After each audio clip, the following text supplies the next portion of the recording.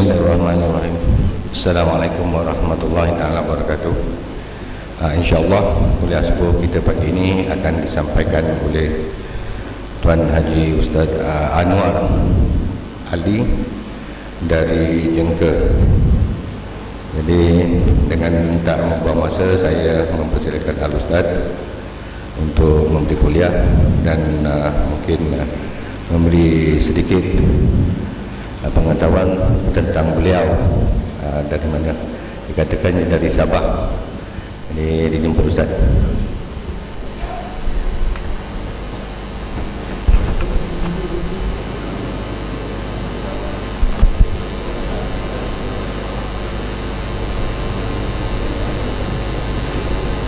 Bismillahirrahmanirrahim. Bismillahirrahmanirrahim. Assalamualaikum warahmatullahi ta'ala wabarakatuh. Alhamdulillahi rabbil alamin, wal aqibatu lil muttaqin, wala udwana illa ala zalimin. Ashhadu an la ilaha illallah wahdahu la sharika lah, lahul mulku wa lahul hamdu yuhyi wa yumit, wa huwa ala kulli syai'in qadir. Wa la hawla wa la quwwata illa billahil aliyyil azim. Qala rabbi shrah li sadri wa yassir li amri wahlul 'uqdatam min lisani yafqahu qawli. Amma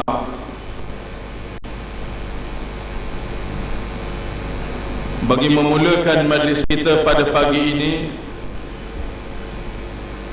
marilah sama-sama kita membaca umum kitab Al-Fatihah.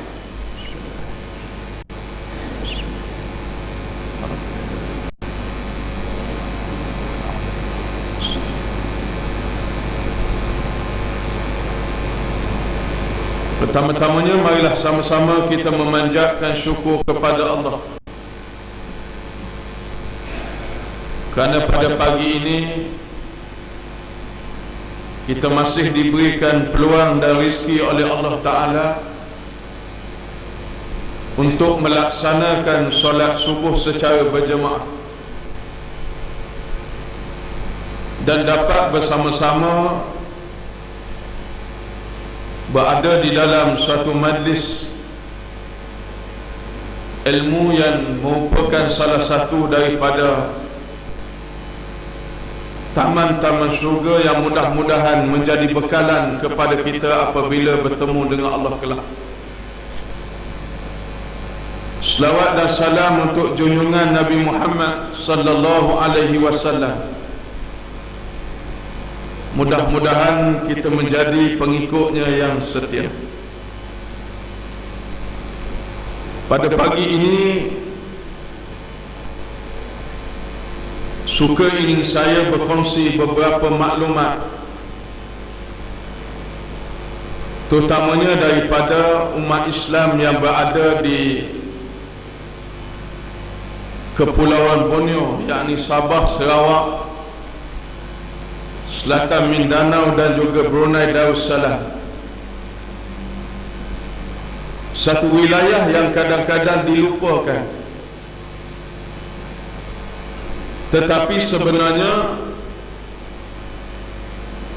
banyak tanda-tanda bahawa Islam lebih awal sampai ke wilayah Borneo berbanding dengan wilayah Tanah Melayu,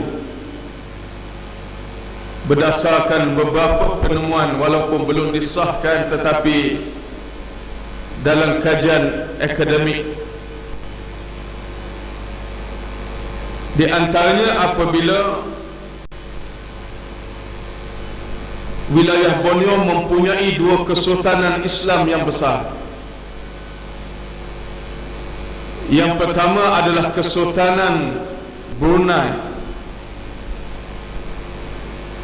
yang mana boleh dikatakan hampir sebanyak tanah Borneo itu, sehinggalah berhampiran dengan selatan Mindanao adalah kepunyaan asal kepada Kesultanan Brunei, termasuklah Sabah dan Sarawak. Dan Kesultanan Brunei adalah Kesultanan Islam. Sebab itulah hari ini, pada tahun lepas, bulan April 2014,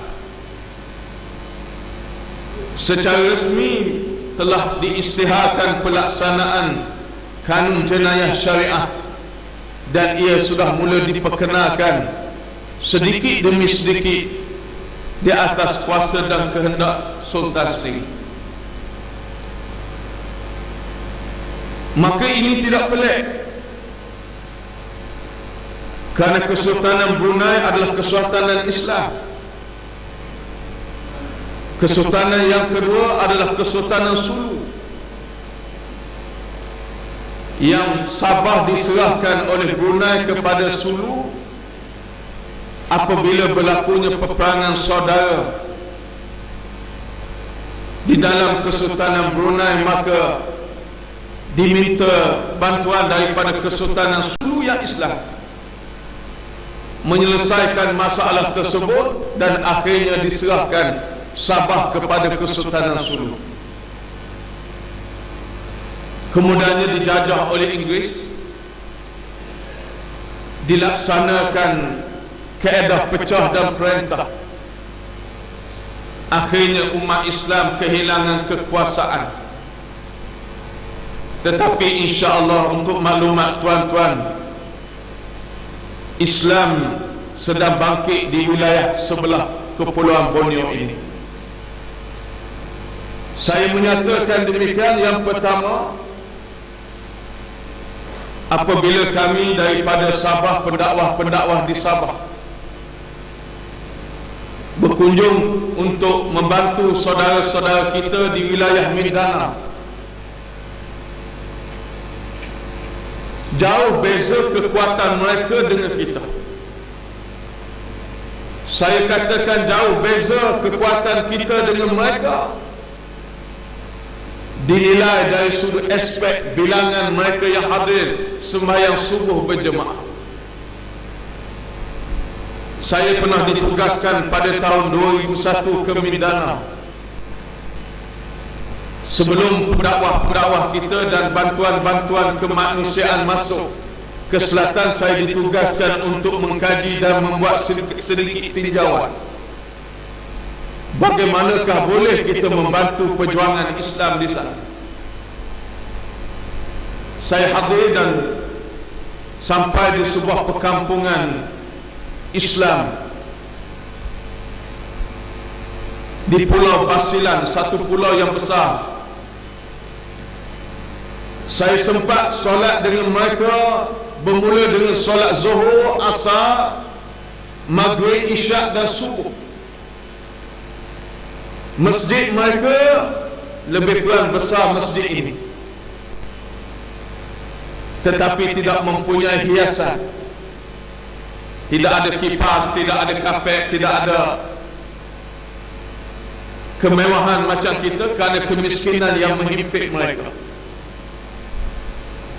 Mereka mengumpulkan duit yang mereka bekerja di Sabah. Untuk maklumat tuan-tuan, Sabah dengan Mindanao ini bersempadanan. Sekitar 30 minit boleh sampai ke wilayah Mindanao ini dengan bot laju. Kalau naik kapal terbang daripada Sandakan, sekitar 1 jam setengah sahaja boleh sampai ke bandar yang besar, di antaranya Zamboanga yang mempunyai lapangan terbang. Mereka ini sebahagian besar umat Islam, majoriti umat Islam, mereka akan datang ke Sabah. Mereka bekerja selama 6 bulan, dan 6 bulan lagi mereka balik untuk membina kekuatan perjuangan mereka di sana. Maka bila mereka balik, mereka membawa hasil keringat mereka, gaji mereka, allowance mereka, upah mereka di Sabah. mereka membina sebuah masjid yang besar di tengah-tengah perkampungan umat Islam yang sangat miskin. Kemiskinan mereka saya boleh gambarkan dalam keadaan rumah mereka dibuat daripada berlantaikan buluh, beratapkan hanya pelepah kelapa sahaja. Lebih kurang macam rumah di perkampungan pondok kita lah yang dulu-dulu. Kalau kita pergi ke pondok Lubuk Tapah, pergi ke pondok Pasir Tumbuh, kita tengok pondok yang lama-lama dulu, sekarang tak nampak dah. Malah lebih doif lagi. Tetapi di dalam perkampungan yang miskin itu dibina masjid yang besar ini.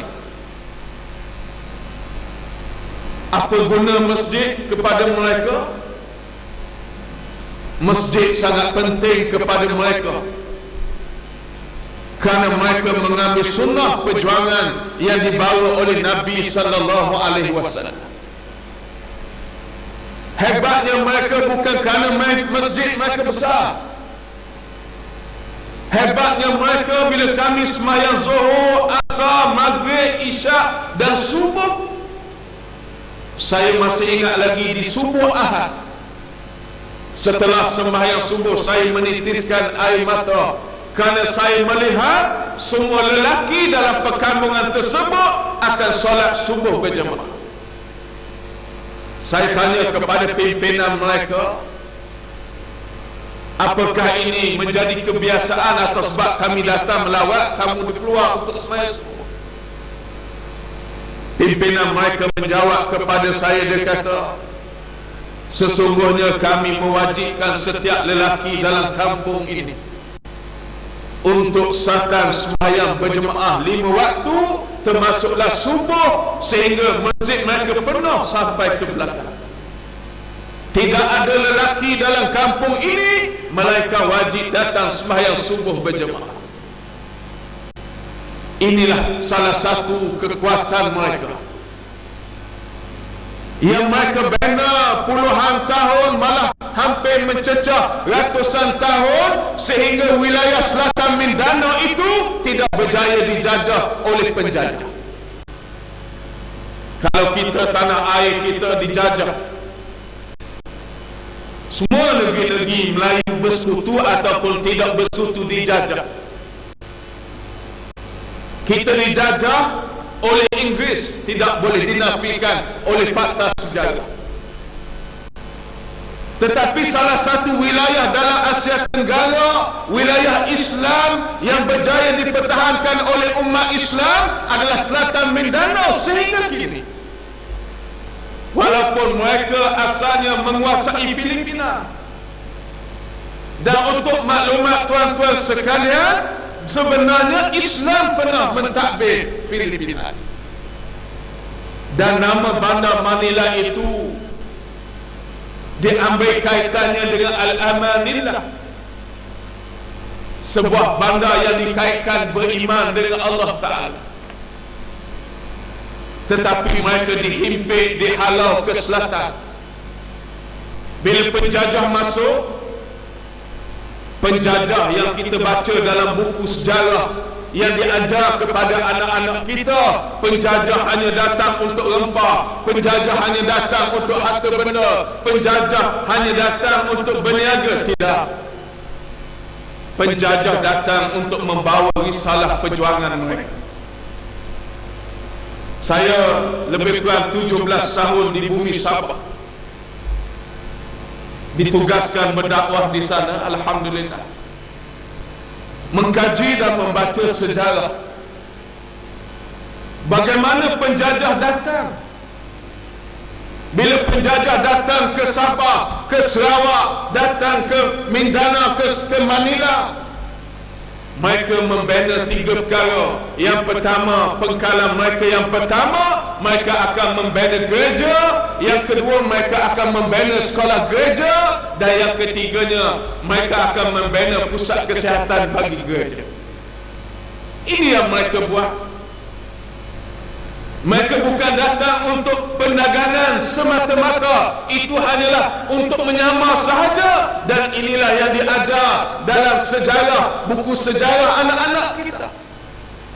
supaya umat Islam leka dan tidak memahami bahawa sebenarnya penjajah ini melaksanakan satu dasar pecah dan perintah dan melemahkan semua negara-negara umat Islam yang akhirnya setelah dibina oleh Rasulullah sallallahu alaihi wasallam di Madinah, Islam menguasai 2/3 dunia, akhirnya menjadi lemah. Sebab itulah kalau umat Islam ingin kembali menjadi kuat,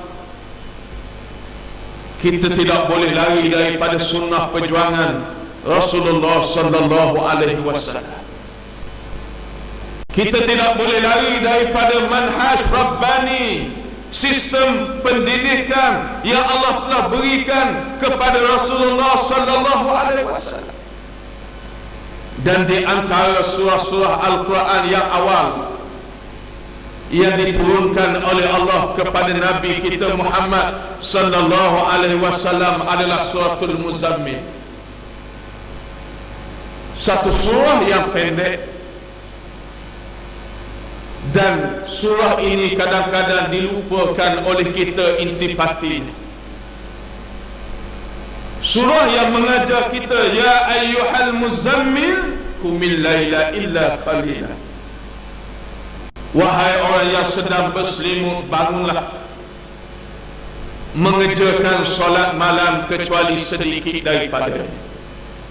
Dengan makna kamu bangun banyak dan sedikit tidur. Itu yang paling baik.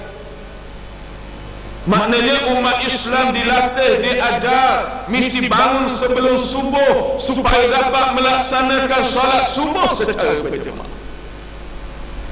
Dan umat Islam mesti merebut masa-masa yang sangat mustajab doa, iaitu waktu-waktu yang dikenali sebagai waktu sahur, waktu yang mana Allah Ta'ala telah turun ke langit dunia untuk mencari hamba-hambanya. Siapakah yang berdoa akan diperkenankan doanya, siapakah yang meminta ampun akan diampunkan dosanya. Ini dalam hadis Qudsi yang menceritakan bagaimana kelebihan waktu-waktu ini menyebabkan umat Islam yang boleh bangun sebelum subuh dan mereka mendatangi masjid-masjid mereka untuk melaksanakan solat subuh berjemaah menjadi salah satu KPI atau standard piawaian bahawa umat Islam itu adalah kuat.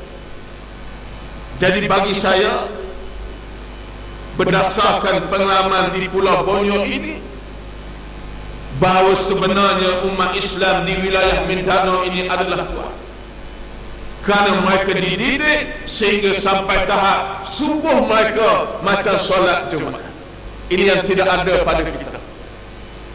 Ini yang perlu kita perkasakan, yang perlu kita gerakkan. Dan kita mesti meletakkan setiap ketua keluarga mesti kembalikan peranannya seperti mana Rasulullah sallallahu alaihi wasallam yang mengejutkan isteri dan anak-anaknya untuk melaksanakan ibadah qiyamul lail supaya kita umat Islam menjadi umat yang kuat, mampu menghadapi cabaran dan mampu melaksanakan tugas untuk membawa risalah Allah di atas muka bumi ini. Yang kedua, saya katakan mereka kuat. Bila saya datang tahun 2001 di Pulau Basilan itu, di sebuah perkampungan sebagai pilot project untuk menyampaikan bantuan kemanusiaan. Bila saya sampai, mereka katakan kami ini seramai 3 orang ini adalah orang Malaysia yang pertama sampai ke kampung tersebut. Maknanya sejak kampung itu dibuka ratusan tahun, kamilah orang Malaysia yang pertama. Mereka tahu kami datang untuk menyampaikan bantuan, dan mereka maklum bahawa umat Islam di bumi Malaysia mempunyai harta benda yang lebih banyak daripada mereka. Tetapi bila saya sempat hidup dengan mereka selama 3-4 hari, sebahagiannya di Pulau Basilan, sebahagiannya di Zamboanga, mereka tidak menyebut tentang harta benda dan kemewahan dunia, tetapi yang mereka sering sebut kepada kami bahawa sesungguhnya mereka ingin meneruskan perjuangan Islam ini kerana mereka inginkan mati syahid di jalan Allah Ta'ala. Malah ketika saya baru sampai kepada kampung tersebut waktu zuhur, datang seorang anak muda yang tempang kakinya. Datang satu orang anak muda bila kami rombongan dari luar bersama pimpinan mereka datang.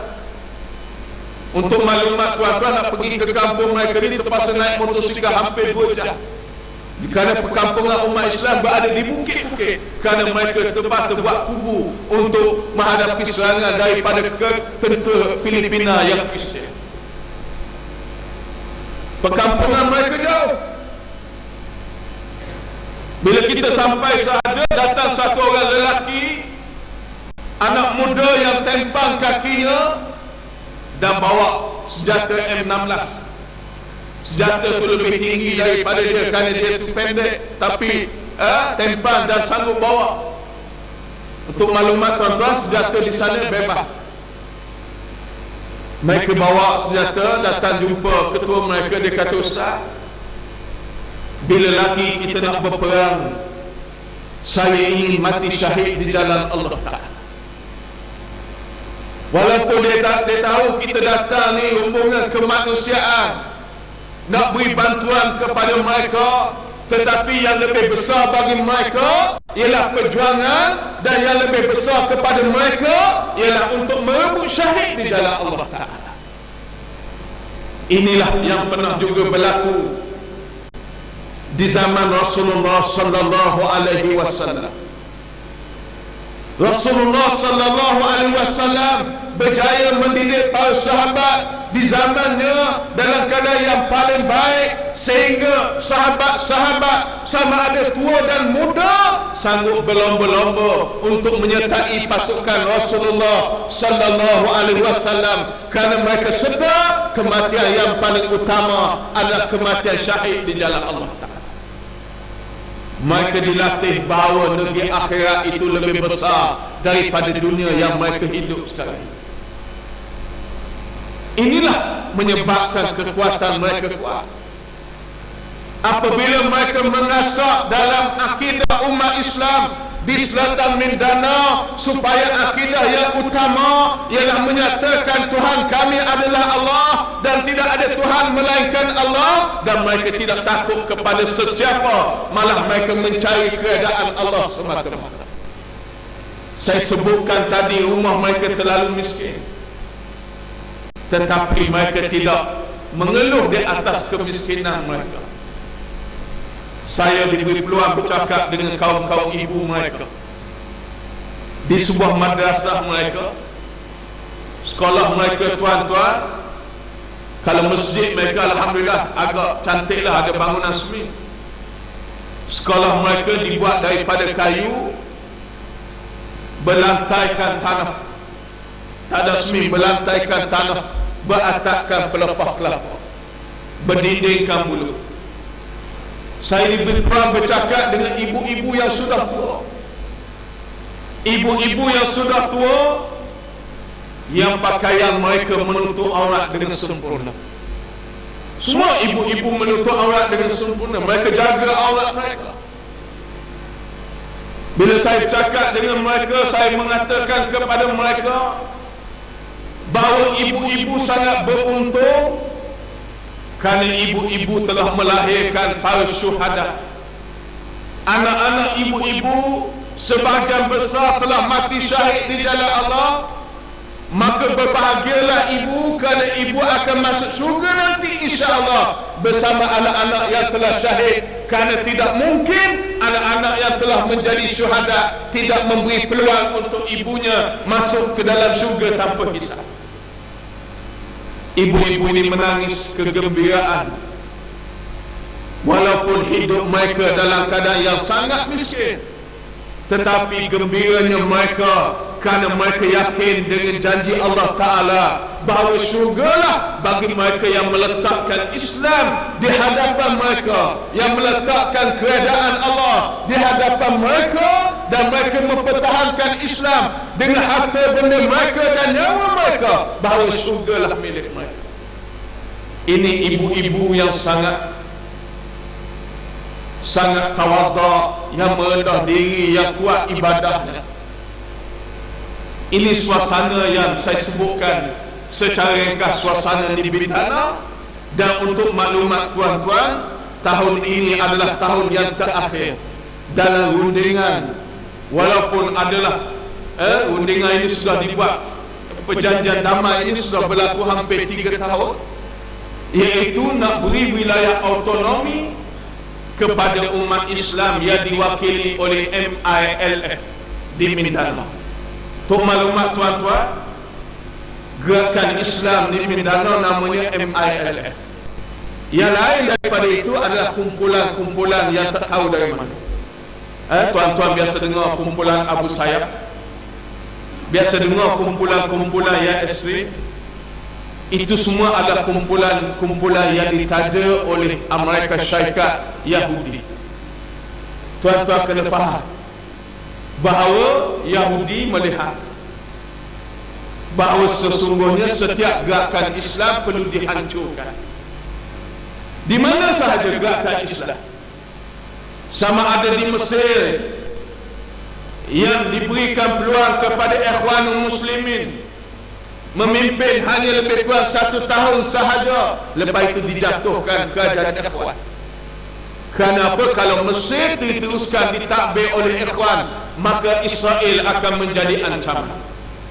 Maka dilaksanakan bagaimana kaedah nak menghancurkan Ikhwanul Muslimin yang dipimpin oleh Perdana Menteri Dr. Muhammad Musa.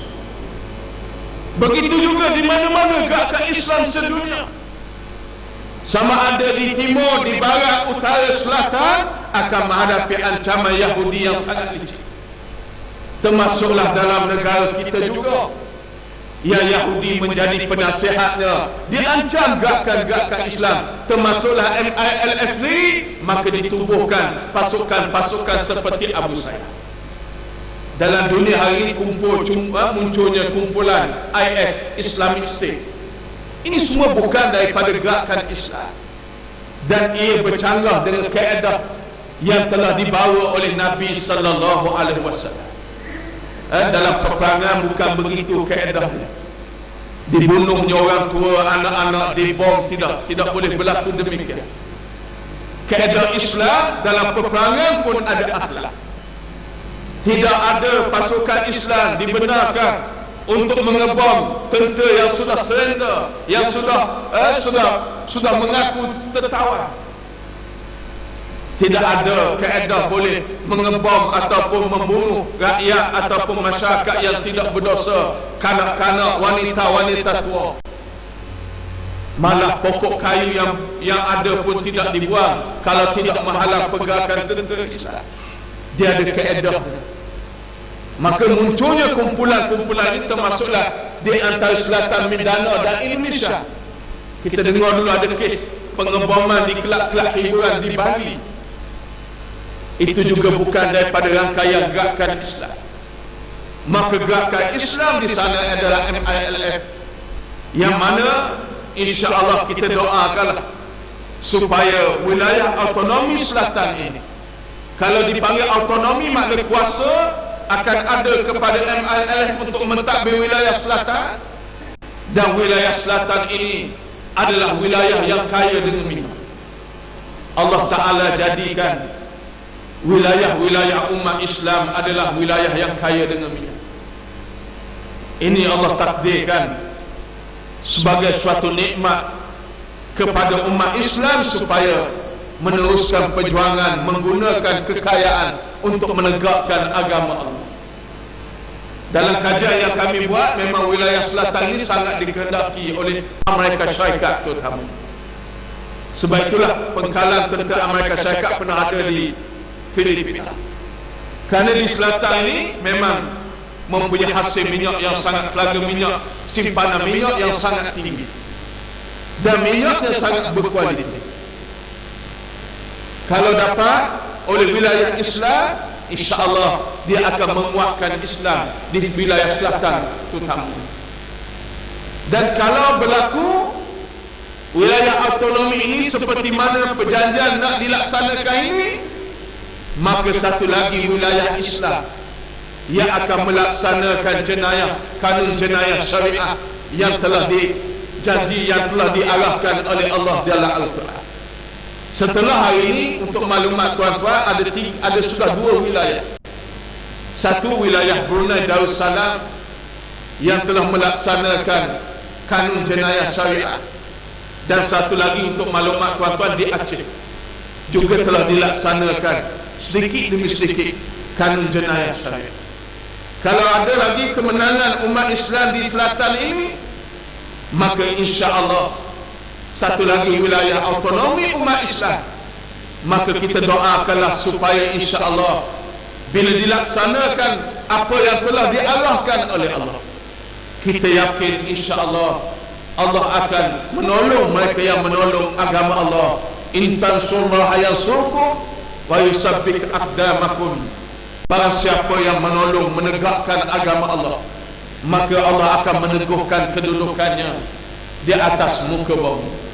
Kita doakan sahabat-sahabat kita, dan saya bagi mewakili teman-teman pimpinan MILF di sana merakamkan ucapan salam dengan lafaz Assalamualaikum kepada tuan-tuan sekalian. Doakan, paling tidak doakan MILF dan pimpinannya istiqamah dan diberikan kemenangan oleh Allah Ta'ala. Muslimin yang dirahmati oleh Allah. Yang kedua, wilayah Brunei Darussalam yang saya sebutkan tadi, alhamdulillah pelaksanaannya berterusan. Hasil daripada pelaksanaan bulan 4 yang lepas, kadar jenayah di Brunei Darussalam turun lebih 50%. Tuan-tuan, kalau tuan-tuan pernah ke Brunei, tuan-tuan masuk Brunei Darussalam, tuan-tuan akan merasai ketenangan. Sebuah negara yang kecil, bilangan penduduknya sekitar 200,000 orang, yang mana diberikan kekayaan oleh Allah Ta'ala, dan suasana kehidupannya sangat selesa. Tuan-tuan boleh bayanglah, bila saya tanya kawan-kawan di Brunei, orang Brunei sendiri, ada tak orang miskin di Brunei ini? Dia kata ada juga, tapi pakai kereta Mercedes juga. Itu yang paling miskin, dia pakai kereta Mercedes juga. Sebab apa? Dia tak ada rotek, tak ada cukai di sana. Jadi kereta mahal-mahal semua. Tak adalah nak pakai kereta macam kita ni, kereta standard tinggi semua. Sebab tak ada cukai, jadi harga murah, sangat murah, harga sangat murah. Kalau tempat kita dalam 200,000, di sana mungkin dalam lebih separuh lah, mungkin 80,000. Ini di antara. Dan minyaknya sangat murah. Minyak lebih kurang dalam kalau diesel itu 23 sen sahaja 1 liter. Kalau petrol dia lebih kurang dalam 31 sen kalau tak silap saya. Dia berubah juga, cuma lebih kurang begitulah, dia sen-sen je. Jadi mahal air daripada minyak. Jadi kalau kami di Brunei kata bagus kita minum minyak. Jadi kalau sahabat-sahabat Malaysia, sebenarnya ramai orang Malaysia yang bertugas di Brunei. Lebih kurang dalam 20,000 orang yang bertugas, sama ada menjadi pensyarah dan ramai dalam bidang kejuruteraan. Jadi ramai anak-anak Brunei ni, dia lebih suka kerja kerajaan, dia tak suka kerja swasta. Sebab orang Brunei dia kerja kerajaan banyak faedah dia. Macam kita Malaysia ni terbalik, ramai orang suka kerja sendiri kerana income-nya lebih banyak. Di sana terbalik, bekerja di kerajaan ni income-nya lebih besar, kemudahannya lebih besar kerana banyak percuma dan sebagainya. Tuan-tuan sekalian, untuk maklumat tuan-tuan sekalian, maka bila dilaksanakan ini, diisytiharkan nak dilaksanakan sahaja, belum dilaksanakan, maka kadar jenayah mula turun. Saya sebutkan tadi, Brunei negara yang tenang. Masalah kecurian, masalah-masalah ini kurang sangat. Bukan tak ada orang jahat, ada, tapi bilangannya sangat sedikit. Jarang kita dengar berlakunya rompakan, berlakunya zina, berlakunya macam-macam perkara yang berlaku macam dalam negara kita, jangan dengar. Itu pun dengan pelaksanaan sudah turun 50%. Yang di antara keseronokan kita, tuan-tuan, bila melihat golongan bukan Islam walaupun sedikit di Brunei, golongan Cina terutamanya menyokong pelaksanaan undang-undang syariah ini. Malah bila hari Jumaat, kalau hari Jumaat di Brunei, kerajaannya cuti. Pejabat-pejabat swasta, kedai-kedai makan dan kedai-kedai yang lain yang buka pada hari Jumaat, bila sahaja pukul 12 mesti tutup kedai sehingga pukul 1:30. Pejabat-pejabat yang buka pada hari Jumaat mesti tutup, kerana semua lelaki di Brunei mesti hadir untuk sembahyang Jumaat di masjid-masjid, lelaki yang muslim. Maka kadang-kadang bosnya bukan Islam, maka arahkan bila tutup pejabat, dia minta orang Islam pergi sembahyang. Jadi ini nampak bagaimana insya-Allah kalau dilaksanakan pelaksanaannya, insya-Allah secara dakwah, secara hikmah, orang bukan Islam insya-Allah dia boleh terima, kerana yakinlah bahawa yang datangnya daripada Allah ini adalah yang paling baik. Maka tuan-tuan sekalian, sekarang ini penjelasan dibuat boleh katakan setiap hari dalam TV Brunei. Muftinya mengeluarkan kanun jenayah syariah. Saya ada bawa juga dalam beg saya, ada kanun jenayah syariah Brunei. Dibuat penjelasan, diedarkan, dibuatkan pelbagai penerangan kepada rakyat. Dan untuk maklumat tuan-tuan sekalian, hasrat Sultan Brunei untuk melaksanakan Islam ini bukan baru, tapi pernah dinyatakan sejak tahun 1990 lagi. Sudah dinyatakan hasrat supaya kembali melaksanakan perintah Allah Ta'ala, sehingga akhirnya diberikan kekuatan oleh Allah, dilaksanakan secara resmi dalam undang-undang negara pada bulan April yang lepas, pada 4 April, pada bulan April 2014. Dan kita doakanlah insya-Allah supaya ia menjadi contoh di wilayah Asia Tenggara, kerana Brunei sebuah negara yang tak ada masalah kewangan. Cukai-cukai dia kurang, dia tak ada macam kita lah. Dia memang negara yang mewah, malah diberi banyak pada rakyat ni. Rumah kadang-kadang diberi, tanah diberi pada rakyat yang miskin, yang susah, dan diberikan rumah, diberikan allowance, dia ada allowance ni. Ini di antara, dan duitnya lebih mahal daripada kita. Sekarang ni duitnya lebih mahal. Kita maknanya RM1, kita kena bayar 2.5 sekarang, mungkin 2.8 sebab duit kita semakin jatuh, mungkin hampir 3 ini. Ini kurniaan Allah Ta'ala. Dan saya sebut pada teman-teman di Sabah, Sarawak, saya kata kemungkinan, oleh kerana dulu kita harap Mesir menjadi contoh kepada pelaksanaan undang-undang Islam, Allah Ta'ala takdirkan kerajaan Ikhwan jatuh. Hari ini Allah timbulkan kerajaan Brunei Darussalam, dengan Allah pilih sultan yang melaksanakan undang-undang Allah Ta'ala. Mungkin kebangkitan Islam ini bermula daripada wilayah Borneo kembali. Itu di antara maklumat seberingkas. Dan akhir sekali, saya juga nak beritahu sedikit tentang Sabah dan Sarawak. Oleh kerana saya diberi amanah dalam mana-mana program di Semenanjung ini, diminta beri penerangan sedikit tentang Sabah dan Sarawak juga. Di Sabah, umat Islam lebih kurang 50% lebih, tapi kita menghadapi cabaran yang sangat hebat dari sudut dakwah. Pada bulan ini saja 2 orang pendakwah kita terpaksa dipindahkan. Satu orang terpaksa pulang ke Semenanjung, dan satu lagi terpaksa dipindahkan daerah, kerana dia orang Sabah, terpaksa dipindahkan daerah. Puncanya kerana apabila dakwah Islam berjalan, anak-anak di sekolah mula masuk Islam. Jadi dalam kes 2 orang anak, satu anak ini di Kota Kinabalu, Sabah, satu lagi di Lutung, Miri, Sarawak. Dan perkara ini biasa tak masuk dalam surat khabar di Semenanjung, kerana Sabah, Sarawak kita ada surat khabar sendiri. Jadi kadang-kadang berita-berita macam ni tak sampai di Semenanjung. Jadi bila pelajar-pelajar ini masuk Islam, dan kebetulan pelajar ini masuk Islam dalam usianya belum cukup umur lagi, dalam istilah perlembagaan, iaitu dia tak boleh tukar agama selagi mana dia tak cukup 18 tahun. Jadi dia masuk Islam. Satu tu di Sabah masuk Islam ketika usianya 15 tahun, satu lagi usianya 13 tahun di Sarawak. Jadi kita Islamkan dia sebab kita tak boleh nak tangguh. Ya, kita nak tangguh dia matang pada kita, dia kata saya nak masuk Islam, maka petugas-petugas kita, ustaz-ustazah kita yang jaga di setiap sekolah ini terpaksa Islam, kita Islamkan dia. Kerana dia nak masuk Islam, bukan kita paksa dia.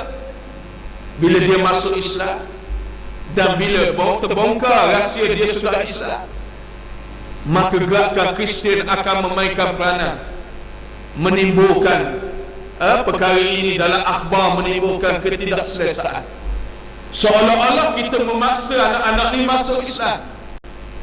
Akhirnya petugas-petugas kita terpaksa dipindahkan. Alhamdulillah, satu orang anak ni, 4 orang adik-beradik. Satu yang sulung namanya Aisyah, nama Islamnya Aisyah, dan adiknya 3 orang lagi. Allah memberikan kekuatan pada dia bila dia masuk Islam. Bila dia dah masuk Islam lama, lepas tu dia isytiharkan dengan ibu bapa dia yang masih Kristian bahawa dia sudah Islam. Bila ibu bapanya asalnya okey, tiba-tiba masuk gerakan Kristian, cuba untuk memanaskan keadaan, menghasut ibu bapa ni supaya buat tindakan di mahkamah. Kerana usianya baru 16 tahun, dia masuk Islam tahun lepas 15 tahun. Sekarang ni dia baru 16 tahun ini. Maka dibawa tindakan di mahkamah. Kita terpaksa buat kenyataan dan sebagainya. Kita terpaksa pakai peguam untuk selamatkan pendakwah kita.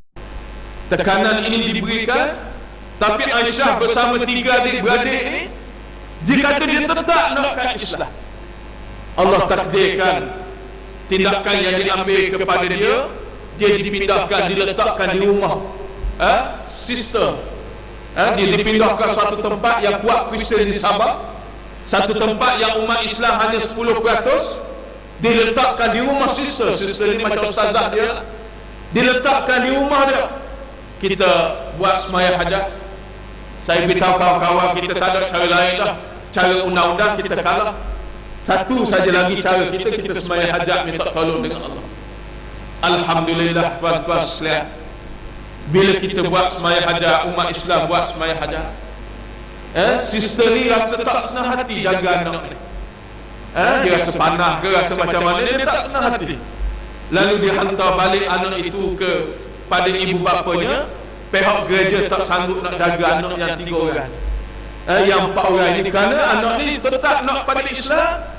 Malah dia tak makan beberapa hari kerana nakkan makanan yang halal. Dia tak makan, dia sanggup tak makan, dan dia sanggup solat dalam selimut. Ini di antara kekuatan yang Allah beri pada anak-anak ni, walaupun usianya baru 16 tahun.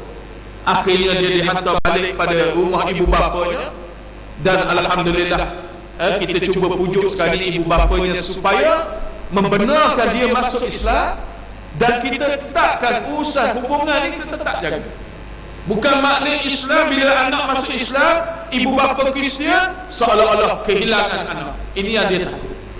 Banyak kes kita Islam ke orang, biasa ibu bapa ni dia marah. Dia kerana bimbang seolah-olah kita nak ambil anak dia. Kita tidak ambil anak dia, kita pastikan anak ni tetap anak dia, dan kita usahakan untuk berdakwah sehingga kan insya-Allah ibu bapa ni juga masuk Islam. Ini yang berlaku satu kes. Manakala di Sarawak yang 13 tahun tadi namanya Sabarina, pendakwa kita terpaksa dihantar pulang ke Terengganu kerana ancaman keselamatan. Biasanya mereka hubung kita, mereka nak bunuh pendakwa-pendakwa kita, itu biasa. Pendakwa yang Islam kan akan diancam bunuh, diganggu kehidupan, sehingga kita akan pindahkan dia 24 jam. Terus gini kita bawa. Alhamdulillah, anak ini cuma malas sedikit. Anak ini dipaksa menandatangani surat bahawa dia masih Kristian, tidak Islam. Tapi kita doalah supaya Sabarina ini ditetapkan iman dia. Kerana saya masih mendapat maklumat dari teman-teman yang berada di kawasan Miri Sarawak ini, bahawa Sabarina sebenarnya dipaksa menandatangani surat, dan Sabarina ini masih Islam insya-Allah. Jadi ini yang kes yang berlaku di Sarawak pun tidak selesai lagi. Dari sudut undang-undang kita kalah, sebab dalam perlembagaan tak boleh anak yang bawah umur dia di mananya diislamkan, ditukarkan agama ini. Saya nak gambarkan beberapa contoh yang berlaku di Sabah dan di Sarawak ini. Maka sebab itulah salah satu yang kita buat adalah pusat-pusat pendidikan kita. Anak-anak Sabah dan Sarawak kita akan bawa daripada Sabah Sarawak, kita hantar ke Semenanjung untuk mereka belajar agama di pondok-pondok pengajian. Dan alhamdulillah ada yang sudah balik lebih 10 tahun hantar balik semula, ada yang hafaz Quran. Jadi perkembangan ini cukup baik dan kami masih teruskan. Dan begitu jugalah di negeri Sarawak. Dan saya juga pada pagi ini mewakili juga sahabat-sahabat daripada Jengka 15 yang tengah membuat kompleks pendidikan Islam di Jengka. Oleh kerana saya mentua saya orang Jengka 15, maka pada pagi ini saya diminta untuk minta tuan-tuan berikan bantuan kewangan bagi menyiapkan bangunan pusat pendidikan Islam di Jengka. Dan kita juga sedang berusaha nak buat tahfiz, dan anak-anak Sabah Sarawak pun kita akan ambil dan letakkan di sana, supaya banyak tempat pusat-pusat pengajian kita. Dan saya harapkan tuan-tuan dapat derma, ada tabung-tabung derma yang disediakan oleh pihak pusat pendidikan Islam di Jengka itu yang datang bersama dengan saya. Dan akhir sekali kami juga di Sabah Sarawak mengalu-alukan kalau tuan-tuan nak berhijrah ke Sabah Sarawak ini. Baca saya ini baru 17 tahun di Sabah, pengkalannya di Sabah, tapi saya ditugaskan menjaga pusat-pusat pengajian di Sabah dan Sarawak. Kita ada di Bintulu Sarawak, di Nimbang. Jadi kalau tuan-tuan mungkin datang ke Sabah, nak datang melawat ziarah, boleh hubungi saya nanti, insyaAllah saya akan tinggalkan nombor telefon saya. Saya kat dan tinggal. Jadi saya akan beri pada pihak masjid mungkin boleh tulis. Dan kemudiannya tuan-tuan kalau datang boleh. Dan saya cadangkan kalau boleh pihak masjid buat hubungan dakwah dengan Sabah Sarawak ini, iaitu buat perkampungan angkat di sana. Tuan-tuan boleh datang ke Sabah seminggu, kita sediakan tempat kampung angkat yang banyak kampung-kampung saudara baru ni. Jadi tuan-tuan boleh juga merasai macam mana berdakwah. Minggu lepas Dr. Fauzi Draman dengan rombongan daripada sebelah Gombak ini, Dr. Fauzi pun datang, beberapa orang dengan Tuan Haji Hamdan, ada lebih kurang 5 orang pergi melawat beberapa tempat membantu kami di Sabah ini. Jadi tuan-tuan pun boleh pergi seminggu ke 3 hari ke boleh. Yang ketiga, kami juga menawarkan pakej perkahwinan dengan saudara-saudara baru. Jadi yang kahwin ni orang muda dululah, yang bujang-bujang contohnya, anak-anak muda yang ada pun ustaz-ustaz kita yang tak kahwin lagi, kita showkan kahwin dengan orang Sabah Sarawak. Dan cadangannya kalau boleh duduk di sana. Jadi kalau tanya tanah tak ada ke, kita sediakan tanah, rumah dengan orang rumah sekali kita sediakan. Jadi tak ada masalah. Jadi orang tanya pula, dia kata, ustaz, kalau yang nak tambah cawangan boleh ke tidak? Kita galakkan. Jadi boleh, kalau ada yang berhajat, dan memang kita uruskan. Ada memang boleh katakan hampir setiap tahun ada yang berkahwin, dan saya minta kalau boleh mereka tinggal di sana lah. Kalau pun tak tinggal di sana, sentiasa berulang-alik lah ke sana. Sebab biasa kalau berkahwin, biasa keluarga-keluarga saudara baru ni masih lagi beragama Kristian. Kita memerlukan kaedah bagaimana nak Islamkan mereka, dan ini mengambil masa yang panjang. Kadang-kadang dakwah kita ni lebih 10 tahun barulah mereka masuk Islam. Kadang-kadang tak masuk Islam pun, ada juga, tak apalah, kita dah ikhtiar lah. Maka kita cuba melalui kaedah perkahwinan ini dan nampak berkesan. Sebab bila berkahwin ini kita jadi keluarga mereka. Jadi ini di atas satu kaedah. Jadi saya alu-alukanlah, kalau ada boleh maklumkan pada saya, telefon dan sebagainya. Dan kalau ada yang berhajat nak pergi berniaga di Sabah Sarawak pun boleh, berniaga dan berdakwah sekali, insya-Allah. Jadi sangat baik dalam kita mengembangkan Islam. Jadi saya rasa itulah yang mampu saya sampaikan pada pagi ini. Terima kasih pada pihak masjid yang sudi memberi laluan pada saya pada pagi ini dalam kunjungan. Sebenarnya semalam kami buat tahfiz di Pahang. Jadi kunjungan sebelum saya balik ke Kota Kinabalu pada esok hari. Hari ini ada sedikit lawatan ziarah dengan kawan-kawan di sini. InsyaAllah Jadi kalau datang ke Sabah nanti telefon, saya insya-Allah saya boleh sambut dan boleh aturkan. Kalau nak kata melawat boleh insya-Allah, dengan jabatan-jabatan agama, dengan JAKIM dan sebagainya. Kita ada hubungan yang rapat dengan pejabat mufti dan sebagainya. Jadi itu saja, wabillahi taufiq hidayah. Wassalamualaikum warahmatullahi taala wabarakatuh. A'udzubillahi minasyaitonir rajim. Bismillahirrahmanirrahim. Alhamdulillah rabbil alamin, hamdan yuwafi makafi mazidah. Ya rabbana lakal hamdu kama yanbaghi li jalali wajhika wa 'azimi sultanik. Allahumma inna nas'aluka lisanan ratiban bi dzikri wa qalban mafhuman bi syukri wa badanan hayyan laylan bi ta'atik. Allahumma inna nas'aluka imanan kamilan wa nas'aluka qalban khashi'an wa nas'aluka yaqinan shadiqan wa nas'aluka afiyatan min kulli baliyah. Rabbana fil lana wa la ikhwanina allazina sabaquna bil iman wa la taj'al fi qulubina ghillan lil ladzina amanu rabbana innaka ra'ufur rahim. Rabbana atina fid dunya hasanah wa fil akhirati hasanah wa qina azabannar. Walhamdulillahi rabbil alamin.